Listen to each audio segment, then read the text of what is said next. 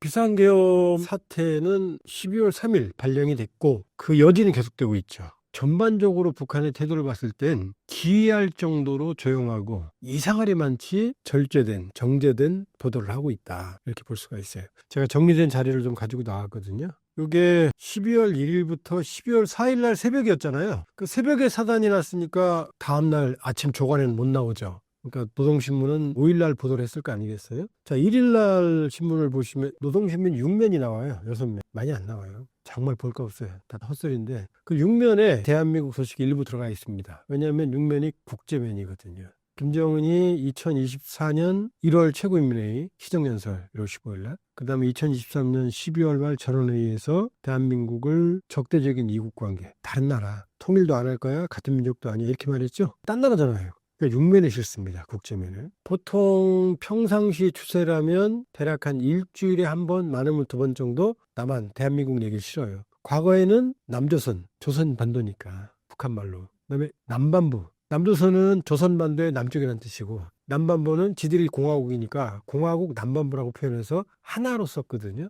근데 지금은 우리 헤어질 거야 라고 헤어질 결심한 뒤로는 그런 표현 안 써요. 김정은이 쓰지 말라고 했어요. 뭐라 그러느냐? 괴뢰, 한국 괴뢰, 대한민국 괴뢰 이렇게 표현합니다. 자, 그러니까 보통 일주일에 한 번 내지 2번 정도로 대한민국 소식을 싣다가 11월부터는 좀 시끄러웠잖아요. 거의 매일이다시피 대한민국 소식을, 대한민국 괴뢰, 괴뢰 대한민국 이렇게 실어요. 역적 패당 뭐 인성이 어쩌고저쩌고 이렇게. 12월 1일, 2일, 3일, 4일 모두 지금 6면에 우리 소식이 실려 있죠. 특히 오른쪽 위에 있는 12월 2일자 사진이 무려 7장이 들어가 있어요. 어마어마한 분량. 전체 6면 지면의 3분의 2가량을, 거의 4분의 3가량을 할애해서 썼거든요. 자, 그럼 1일, 2일, 3일, 4일 계속 욕했죠. 10일은 거의 매일. 그러면 4일날 탄핵 국면 해제가 됐으니까 그럼 5일날 보도가 나와야 될 거 아니에요. 이거 보세요. 이거 5일부터 10일까지 신문이거든요. 5일 신문, 10일 신문. 5일날에 당연히 남조선 대한민국 탄핵 비상계엄 나와야 될 거 아니에요. 면에 뭐라고 써 있어? 5일. 민족의 억센 기상을 또다시 펼쳤다. 그냥 북한 별 볼 일 없는 친구들이 나가서 경기대에 나갔다 뭐 이거예요. 5일부터 6일, 7일, 8일, 9일, 10일까지 단 한 차례 소식 보도가 없어요. 이상하잖아요. 아니 계엄 사태 이전에는 매일 욕하더니 막상 탄핵 국면으로 가니까 탄핵 탄자도 안 나와요. 10일까지. 기이한 침묵을 이어갔습니다. 그때 대한민국은 난리가 났죠. 뒤집어졌죠. 모든 언론이. 자, 그럼 처음에 언제 보도를 하느냐? 일주일 지난 11일 날 보도합니다. 자, 노동신문 11일자 볼까요?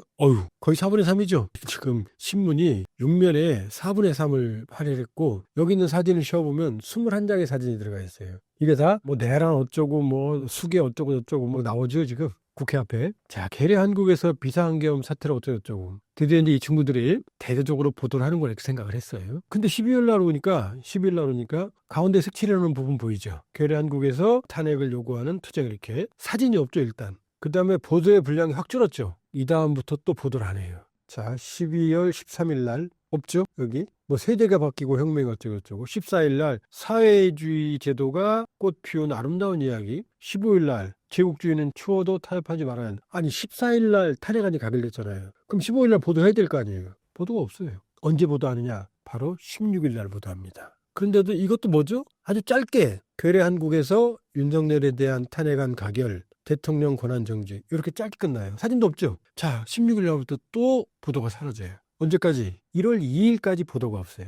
그럼 또 17, 18, 19, 20부터 쭉 31일, 1일까지 거의 2주가 넘죠. 또 아무런 보도가 없어요. 그리고 12월 23일부터 27일 날까지가 노동당 전원회의라거든요. 당 대회를 북한은 지금까지 8번밖에 안 했어요. 노동당원들이 대표를 뽑아서 모여서 중요한 결정을 하는 걸 당대회라고 그래요. 8차 당대회가 21년 1월에 있었거든요. 근데 매번 당대회를 하기는 어렵잖아요. 그러니까 사이사이에 당의 중앙위원과 후보위원들이 있어요. 합치면 한 250명 돼요. 그 다음에 노동당 정치부 위원들이 모여서 또 확대회의, 관계자들이 모여서 전원회의라는 걸 해요. 1년에 한 2번 해요. 요즘은 연말에 합니다. 요걸 했어요. 오히려 김정은도 참석했어요. 그럼 이걸 보면 얘네들이 올해 무슨 성과가 있구나, 내년에 대남정책, 대미정책, 대외정책, 국내정책 어떻게 하나 그걸 알 수가 있거든요. 5일 동안 했고 이게 노동신문이 29일자 보도문이거든요. 보도 글자가 몇 자인 줄 아세요? 13,268자예요. 어마어마하죠? 자, 부도문이 13,268자 방대하거든요. 자, 그럼 남한에 대한 얘기가 나올 거 아니에요. 한마디도 없어요. 거기에 뭐라고 써 있느냐? 대한민국이 미국의 철저한 반공기지로 전락되냐. 이렇게 해서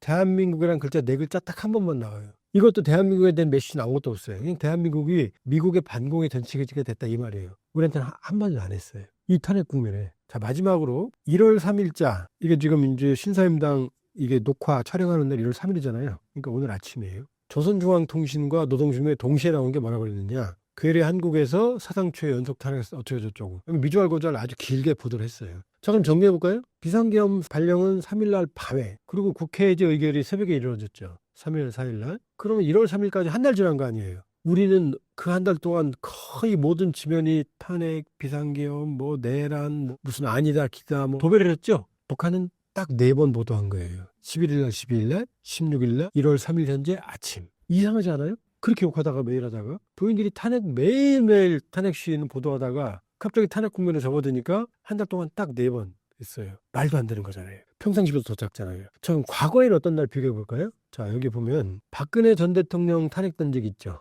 자, 탄핵 소추안이 가결됐을 때 국회에서 4시간 만에 보도했어요. 신속 보도로. 그런데 탄핵 인용은 북한 주민도 볼 수 있는 조선중앙 텔레비전을 보도해서 2시간 20분 만에 신속 보도했어요. 자, 노무현 전 대통령 탄핵 기각될 때도 이틀 후에 보도했거든요. 이게 너무 다르잖아요. 박근혜 노무현 정권보다 북한이 윤석열 정권을 더 미워하죠. 근데도 보도를 너무 안 했잖아요. 자, 왜 그런지 바로 여기입니다. 왜 그럴까요?